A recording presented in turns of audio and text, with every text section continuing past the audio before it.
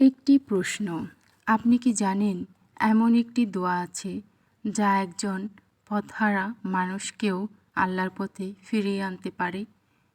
আজকে গল্পটি শেষ পর্যন্ত শুনুন। হয়তো এই গল্প আপনার জীবনও বদলে দিতে পারে। ছোটবেলায় সে 5 ওয়াক্ত নামাজ পড়ত, কিন্তু বড় হওয়ার পর বন্ধুদের আড্ডা, দুনিয়ার ব্যস্ততা আর গাফিলতিতে তাকে আল্লাহর পথ থেকে দূরে নিয়ে গেল। নামাজ ছেড়ে দিল, কুরআন পড়া বন্ধ হয়ে গেল। তার মা প্রতিদিন রাতে তাহাজ্জুদের পর কাঁদতেন। তিনি বলতেন, হে আল্লাহ, আমার ছেলেকে আপনার পথে ফিরিয়ে নিন।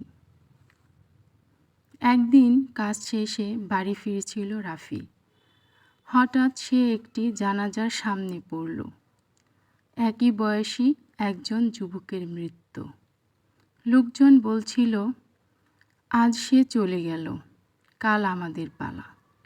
কথাগুলো রাফি বুক কাঁপিয়ে দিল। সে রাতে বহুদিন পর সে নিজের ঘরে একা বসে ভাবতে লাগল, যদি আজ আমি চলে যেতাম, আল্লাহর সামনে কী নিয়ে দাঁড়াতাম। তার চোখ দিয়ে অঝরে পানি পড়তে লাগল। পরদিন ফজরের আজান শোনা মাত্রই সে মসজিদে গেল। সেজদায় পড়ে শুধু একটি কথাই বলল, হে আল্লাহ, আমি ভুল করেছি, আমাকে ক্ষমা করুন।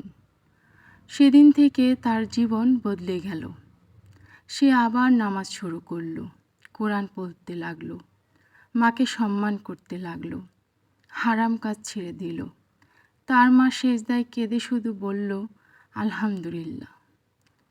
এই পৃথিবীতে কেউ যদি আপনার জন্য নিঃস্বার্থভাবে কাঁদে, তিনি হলেন আপনার মা। আর এমন কেউ যদি থাকেন যিনি সব পাপ ক্ষমা করতে পারেন, তিনি হলেন মহান আল্লাহ। আজ থেকে একটি সিদ্ধান্ত নিন, নামাজ ছাড়ব না, মা বাবার দোয়া নেব, আর আল্লাহর কাছে আন্তরিকভাবে তওবা করব। যদি এই গল্পটি আপনার ভালো লেগে থাকে তাহলে ভিডিওটিতে একটি লাইক দিন, কমেন্টে লিখুন আলহামদুলিল্লাহ, এবং আরও এমন হৃদয়স্পর্শী ইসলামী গল্প পেতে আমাদের চ্যানেলটি সাবস্ক্রাইব করে পাশে থাকবেন। বেল আইকনটি অন করে রাখুন। আল্লাহ আমাদের সবাইকে হেদায়েতের পথে অটল রাখুন।